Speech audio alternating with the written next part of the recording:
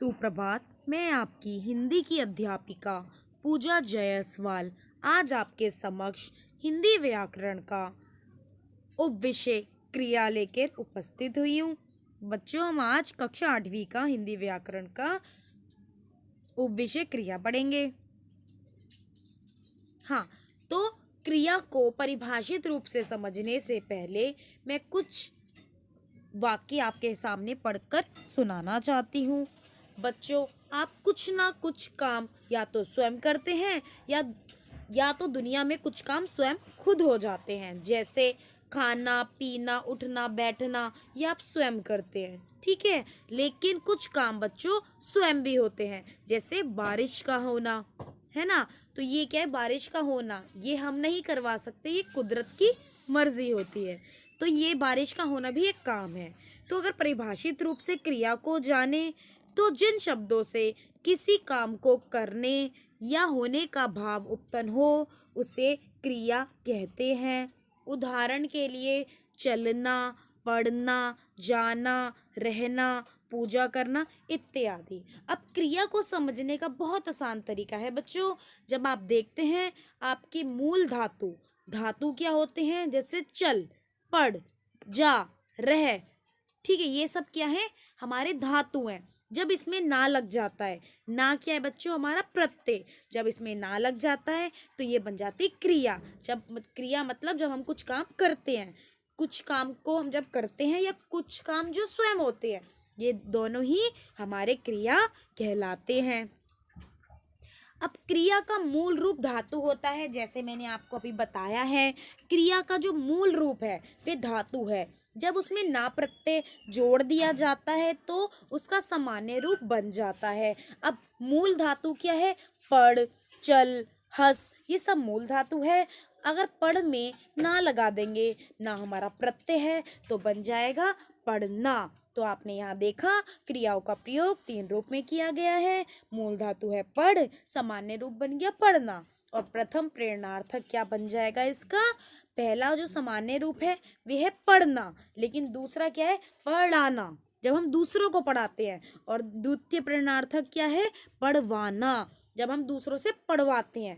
पहले में क्या है, मूल धातु पढ़, वो स्वयं पढ़ रहा है, पढ़ना वो स्वयं ही हो रहा है, पढ़ना है, ठीक है। लेकिन प्रथम प्रेरणार्थक में हम किसी को पढ़ाना, जब हम किसी को पढ़ाते हैं। और द्वितीय प्रेरणार्थक में क्या होता है, हम जब किसी और के द्वारा किसी और चीज़ को पढ़वाना, ठीक है। जैसे मैंने बच्चों से कहा किताब पढ़वाओ बच्चों, आप अपनी कक्षा के सभी बच्चों से किताब पढ़वाना, ठीक है। चलवाना, तो आपने यहाँ देखा मूल धातु है चल, फिर उसके बाद सामान्य रूप है चलना।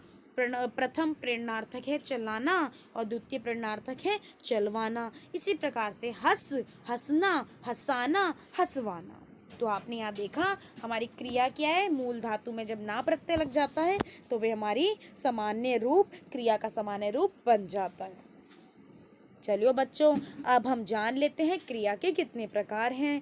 अगर हम कर्म के आधार पर बात करें तो क्रिया के 2 प्रकार होते हैं। पहला है साकर्मक क्रिया, दूसरा है अकर्मक क्रिया। पहले हम कर्म के आधार पर बात कर लेते हैं। क्रिया के जो 2 प्रकार हैं कर्म के आधार पर, मतलब पहला बोल रहा है सकर्मक, सा मतलब और कर्म मतलब, सा का मतलब साथ में, कर्म का मतलब कर्म के साथ में। तो बच्चों, जहाँ क्रिया कर्म के साथ हो वे हमारी सकर्मक क्रिया है। अकर्मक का मतलब है आ मीन्स बिना कर्म के, तो जहाँ कर्म के बिना क्रिया होती है उसे हम अकर्मक क्रिया कहते हैं। फिर आपके रचना के आधार पे भी 6 प्रकार बताए गए हैं। पहला है सामान्य क्रिया, दूसरा संयुक्त क्रिया, तीसरा नाम धातु क्रिया, चौथा है प्रेरणार्थक क्रिया, पांचवा पूर्वकालिक क्रिया और छठा है अपूर्ण क्रिया। चलिए हम पहले सकर्मक क्रिया के बारे में जान लेते हैं। जब किसी कर्ता के काम का प्रभाव किसी अन्य पर या कर्म पर पड़े तो कर्ता द्वारा किया गया काम अर्थात क्रिया सकर्मक क्रिया कहलाती है।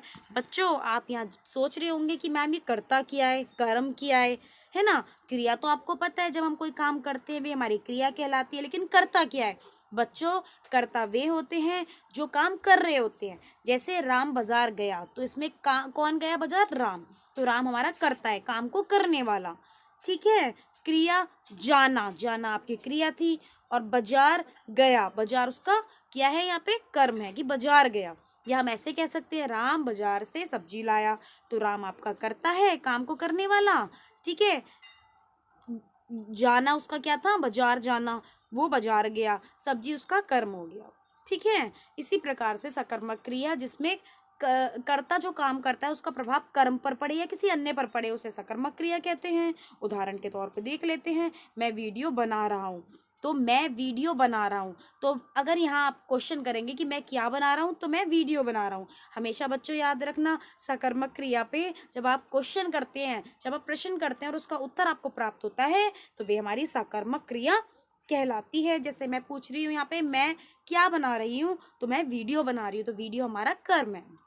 अब सकर्मक क्रिया के भी दो भेद होते हैं, एक कर्मक क्रिया, द्विकर्मक क्रिया। अब एक कर्मक क्रिया के बारे में जान लेते हैं। जिस क्रिया का एक कर्म होता है उसे एक कर्मक क्रिया कहते हैं। जैसे उदाहरण के लिए, मैंने हिंदी पढ़ाया, मैंने क्या सिर्फ यहाँ एक ही कर्म है, सिर्फ हिंदी ही पढ़ाया। मैं ऐसे भी बोल सकती थी कि मैंने हिंदी, विज्ञान, सामाजिक विज्ञान, ड्राइंग ये भी पढ़ाया। तो यहाँ बहुत सारे कर्म आ जाते हैं क्योंकि बहुत सारी वस्तुएं, बहुत सारी चीज़ें पढ़ा चुकी हूँ। लेकिन मैंने क्या बोला, मैंने यहाँ हिंदी पढ़ाया, तो हिंदी हमारा एक कर्म है। तो जहाँ एक कर्म होगा वे कर्मक क्रिया कहलाती है। द्विकर्मक क्रिया, जिस क्रिया का दो कर्म होता है उसे द्विकर्मक क्रिया कहते हैं। उदाहरण के लिए हम यहाँ जान लेते हैं, मैं लैपटॉप से वीडियो बनाता हूँ। तो मैं कौन है, कर्ता, बनाना मीन्स क्रिया, लैपटॉप से वीडियो, तो यहाँ दो कर्म दिख रहे हैं कि एक तो लैपटॉप और एक वीडियो, ठीक है। तो मैं एक क्या बनाता हूँ, मैं वीडियो बनाता हूँ। मैं किससे बनाता हूँ, मैं लैपटॉप से बनाता हूँ। तो यहाँ दो कर्म आपको नजर आते हैं। तो द्विकर्मक क्रिया कौन सी होती है, जिसमें दो कर्म होते हैं। एक कर्मक क्रिया और द्विकर्मक क्रिया किसमें होती है, सकर्मक क्रिया में। अब हम अपना अकर्मक क्रिया के बारे में जान लेते हैं। जब किसी कर्ता के काम का प्रभाव किसी अन्य पर या कर्म पर ना पड़कर स्वयं कर्ता पर पड़े, तो कर्ता द्वारा किया गया काम अर्थात क्रिया अकर्मक क्रिया कहलाती है। आपने इससे पहले वाले में देखा था कि जब कर्ता कोई काम को जो करता है उसका प्रभाव वे कर्म पर पड़े या किसी अन्य पे पड़े तो वे सकर्मक है। लेकिन यहाँ इसका उल्टा है बच्चों, जब कर्ता कोई काम को करता है उसका प्रभाव कर्म पर ना पड़े, स्वयं कर्ता पर ही पड़े, तो उसे क्या कहेंगे, अकर्मक क्रिया कहेंगे। इसे पहचानने का सबसे आसान तरीका ये भी है कि जब आप इसमें क्वेश्चन करेंगे तो आपको आपका उत्तर प्राप्त नहीं होता। तो उदाहरण के लिए हम चल रहे हैं, हम चल रहे हैं, हम क्या कर रहे हैं, हम इसमें आपको उत्तर प्राप्त नहीं होगा। तो हम चल रहे हैं, तो चलना एक क्या है, क्रिया है, और हम चल रहे हैं लेकिन इसमें कर्म नहीं है। तो जहाँ कर्म नहीं है वे हमारी अकर्मक क्रिया है। अब आपको मैंने बताया था रचना के आधार पर भी क्रिया के कई भेद हैं। कितने हैं, 6 भेद हैं रचना के आधार पर। सामान्य क्रिया, पहला है हमारा सामान्य क्रिया। जब किसी वाक्य में एक ही क्रिया का प्रयोग होता है तो वहाँ सामान्य क्रिया होती है। मतलब जब किसी वाक्य में एक ही क्रिया का प्रयोग दिखे तो वे सामान्य है। उदाहरण के लिए, मैंने आज क्रिया पढ़ाया, तो सिर्फ मेरा क्रिया क्या है, पढ़ाना। यहाँ क्या है, जब किसी वाक्य में एक ही क्रिया क्या हो रही है, मैंने सिर्फ पढ़ाया, आज पढ़ाया, ठीक है, तो मैंने आज क्रिया पढ़ाया।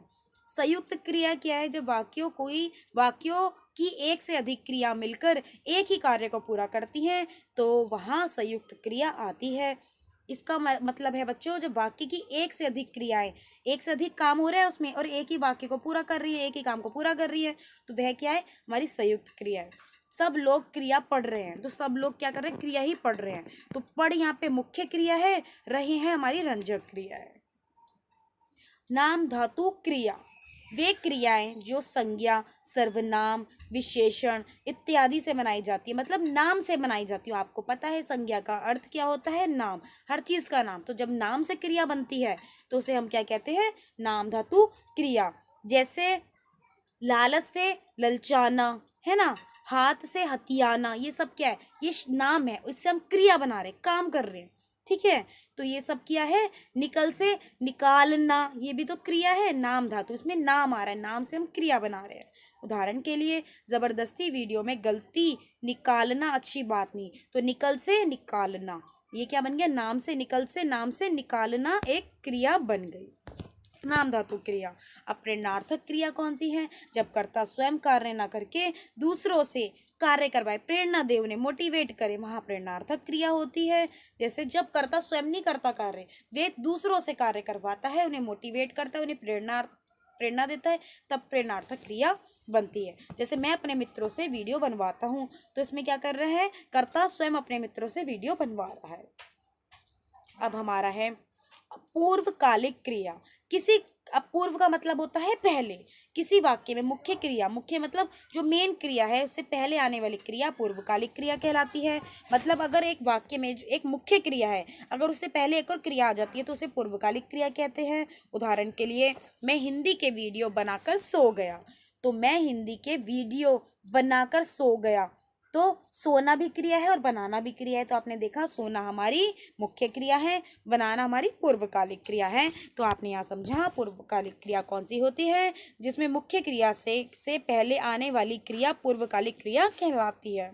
अपूर्ण, जो पूर्ण ना हो क्रिया, वो पूरी तरह से पूर्ण ना हो, जिसका कोई अर्थ ना निकल रहा हो, ऐसी क्रियाएं जिनसे वाक्य का अर्थ स्पष्ट नहीं होता, अपूर्ण क्रियाएं कहलाती हैं। जिनसे कोई वाक्य तो बन रहा है लेकिन वो पूरी तरीके से पूर्ण नहीं है, वो अपूर्ण है, वो बता नहीं पा रहा कि वो क्या कहना चाह रहा है। उदाहरण के लिए, मैं एक यूट्यूबर हूँ, तो ये क्या है, हमारा अपूर्ण क्रिया है जो अच्छे से स्पष्ट नहीं होती बच्चों। ये हमारी अपूर्ण है, मतलब पूरी नहीं है, या तो उसमें किसी चीज़ की कमी है, तो कर्म की कमी है या क्रिया की कमी है, तो वैसे हम क्या कहेंगे, अपूर्ण क्रिया कहेंगे। अब कुछ महत्वपूर्ण बातें हम क्रिया के बारे में जान लेते हैं बच्चों।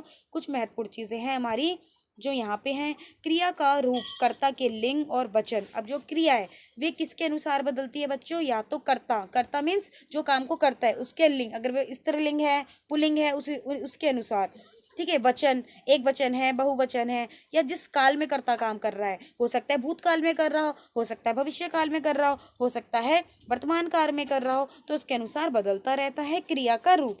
लिंग, राम खा रहा है, सीता खा रही है, तो राम खा रहा है मतलब वो पुल्लिंग है, सीता खा रही है मतलब स्त्रीलिंग है। वचन, मैं कुछ कह रहा हूँ, मैं मतलब एक वचन है, हम लोग कुछ कह रहे हैं मतलब बहुवचन है।